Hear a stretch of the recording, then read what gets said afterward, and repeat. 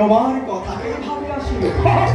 যুদ্ধরে ভাবর মতো তোমার কথা ভাবিস না, যুদ্ধর ভাবে এক করে মোর কথা ভাবিস না।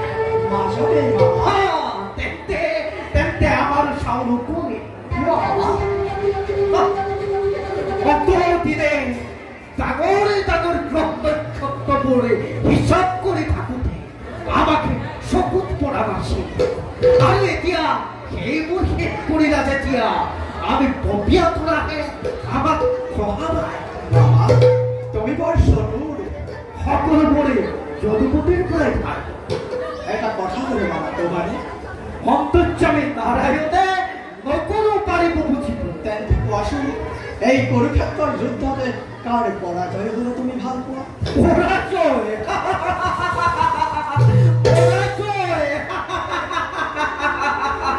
নারায়ণ, পরাজয় হবলৈ আৰু বাকী নাই।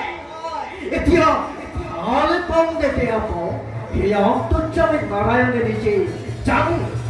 বাবা, কৌৰৱৰ আশ্ৰয়ত থাকি দুৰ্যোধনৰ মানে বেশ্যাভাজন হৈ বেশ্যাঘাতকী হলা কিয়? তাৰ উত্তৰ আছে নারায়ণক ময়ে দিব লাগিব। তুমি নিষ্ঠুৰ বাবা, আৰু তুমি?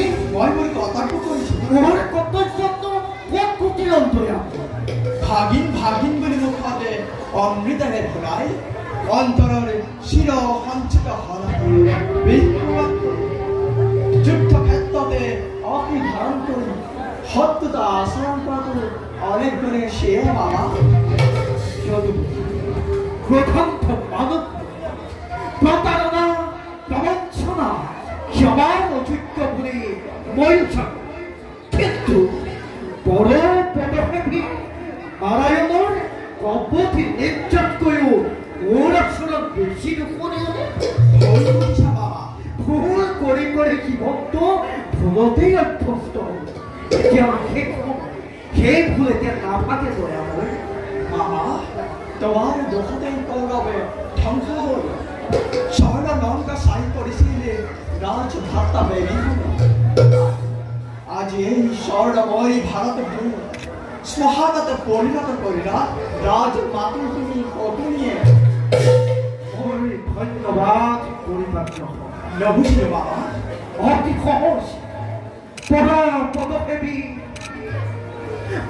পদক্ষেপী দুর্যোধনের অন্নরে পালিত এই দরিদ্র ছবি। হে নারায়ণ, বুঝা নাই তোমার বাবা, তোমার উদ্দেশ্য মোর উদ্দেশ্যকে নহয়।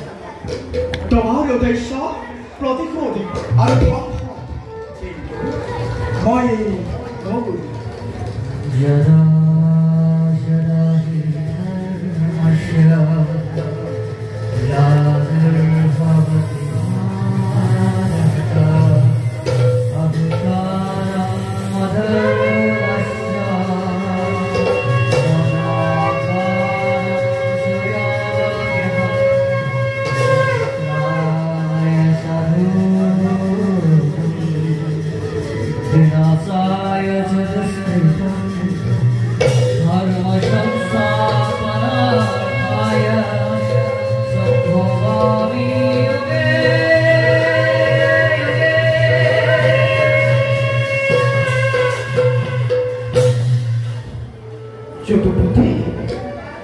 যদুপতি